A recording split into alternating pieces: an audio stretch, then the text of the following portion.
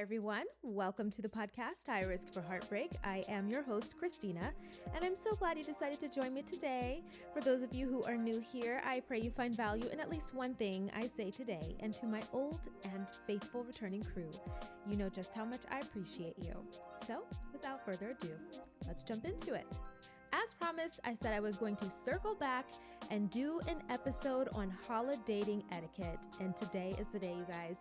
I'm very excited about this episode. It is something that I even am going to be taking some of my advice about.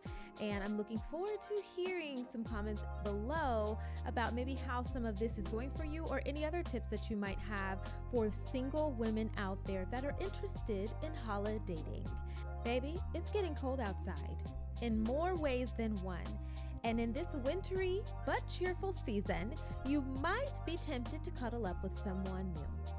And while I have commentary on that, okay, and the purpose of this episode is not that, the purpose of this episode is for those who do believe in dating and are potentially in the holiday mood to kind of mix and mingle and jingle feet.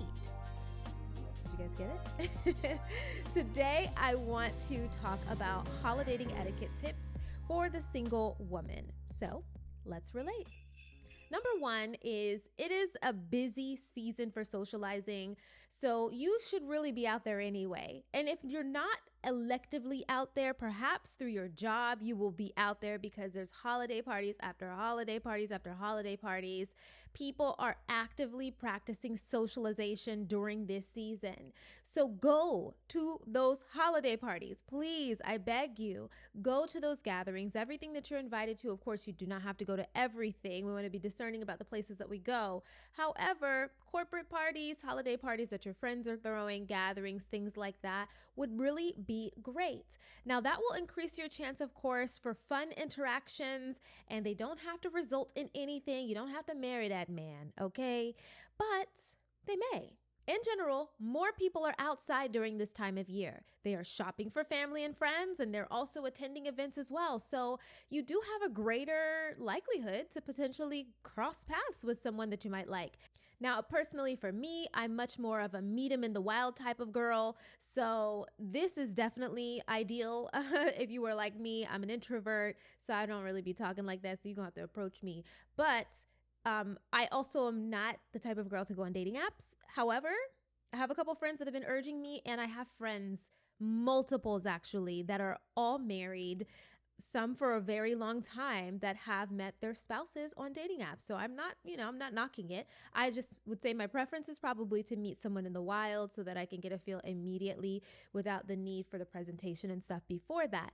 But maybe you are into the apps, and everyone has their preferences. So that brings us to number 2. If you have already been seeing someone, this will be up to you, but you may be considering if you should buy them a gift. Now, hold on, pump the brakes. First of all, I don't even know if this is the year to be buying gifts, to be honest, because the economy is crazy.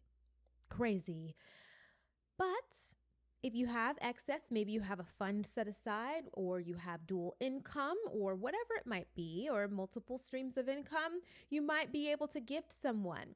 So if you are in a relationship with someone, you might be considering, what should I gift them this holiday season? You probably have already been thinking about it. I hope so by now, because we are now almost in the middle of December. But I want you to consider, though, if this person is newer in your life or it's a newer commitment, consider if you are seeing gifts that they will enjoy.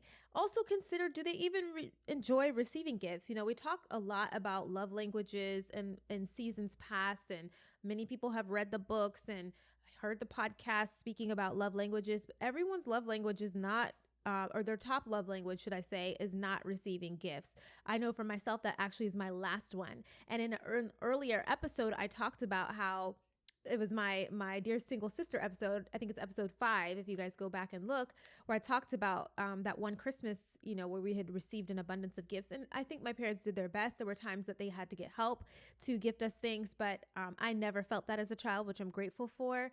I will say, however, there was always a gift of some sort. And even still to this day, my parents that is something that they enjoy doing, is gifting. Number 3, do you introduce them to your friends and family? Okay. Holidating is not necessarily about only dating during the holidays. However, we are in the holidays and this is a time where people are getting together. Okay. Do you introduce them to your friends and your family? Now, I spoke about my personal take on this in an earlier episode. I'll place the link here in the description box, or actually I might put it right here. But this decision, of course, is completely contingent on the type of family and friend dynamic that you have. And if your holiday is ready to meet and to step into that. And if you guys are at that point in your relationship, how new, how fresh is your relationship? Do you want to make this kind of forward investment by introducing them and creating other bonds between your person and all your other people? That is something to consider. Now, if you are just meeting this person, I would say it like just during this season, I would say they don't need to meet nobody. Maybe your friends mutually, if they all meet in the same space, say you meet them at a function and you introduce them, great. That would be a really great vetting tool. But if you just met them, maybe just talk about them for a little bit. I'm just saying, okay? Just wait a little. There could be another occasion for introduction. But I generally think that family especially is reserved for when that person becomes extremely significant enough in your life and you two are committed enough that the introduction is meant to be a lasting one. Having said that, friends, like I said, can act as a good defense, a good line of defense when it comes to meeting someone new, especially during this season, because the feelings are up, the joy is here, and it's like, how are they? They're great in the great seasons, but how are they in the winter after holidays are over? What are they like? Okay, so that is something to consider. Number 4, read the room. Read the room. Every social situation is not an opportunity for possible marriage. Okay, I know there's a lot of guys out here, especially if you live in the Southeast or the Northeast. There are a lot of men and they're fine. They're handsome. They've got great jobs. They are doing amazing things out there in the world. They're social, they're up on their things. But every social gathering and situation is not an opportunity for you to look at him and be like, that's my husband. Is that my husband? Is that my husband? Is that my husband? Ladies, calm it down, quell it, okay? Please don't go out there just to work the party, okay? Don't go to the party desperate to meet the one, in the corporate higher up dude, okay? Read the room. When it comes to these social gatherings, and listen, I don't go to all these social gatherings, but I have been to a few. I know that because the season is sparkly and there's a lot of joy and razzmatazz in the air, and just people are in a good mood and drinking. There can be some confusion there. Here you are showing up in this beautiful red dress and you're looking like an ornament and you're probably going to be drawing a lot of attention. You are allowed to discern who gets your time. Okay. And I think the greatest part about being able to read a room and have discernment is your self-awareness. Are you aware enough of how you are thinking and behaving when you are in these spaces, maybe sipping some cider with a little spiking in it, or eating all of the wonderful sweets and schmoozing with all the people? Are you aware enough of your behavior in this space? And I have heard the horror stories of corporate Christmas parties where people are just letting loose, and man, the regrets that these people have, especially because a lot of things are caught on camera these days. But just remember your heart. Remember what is in your heart, and remember that everything that's in your heart is going to flow from your mouth. So those types of conversations, or the types of conversations that you want to have, really try to have those conversations and not any of the other ones. And trust that discerning and reading the room and discerning that all these men, just because they in suits and fine in their suits, doesn't mean that they are your husband. but also your workspace reputation matters tremendously as well. So that's kind of like a bifold one. Just remember who you are, okay? Remember your values. When meeting new gentlemen, how do you conduct yourself? That is extremely important. Number 5, even though it may be the most wonderful time of the year, you have to stay safe and you have to stay grounded. And this kind of is like a point two to the last one.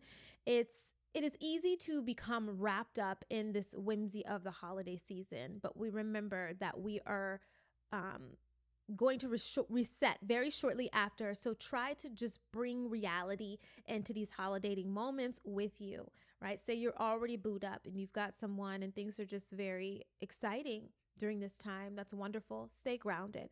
Maintain your value system when you're out socializing with them or if you're meeting someone new, and stick to your values. Also, consult with God about the social gatherings that you want to attend to, because I think that matters as well. You don't have to go to them all.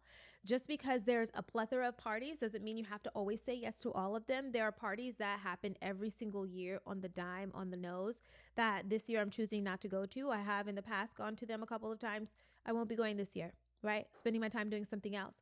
But furthermore, I think you should definitely pray for God's covering and guidance when you are going out to the ones that you choose to go to, and when you are out socializing with people, so that you're coming in contact with people that are genuinely good for you, right? And praying for sharp discernment, that your heart is trained on the Lord first so that you don't make any vulnerable decisions, especially from desperation, because everybody's going to be coming in with their man.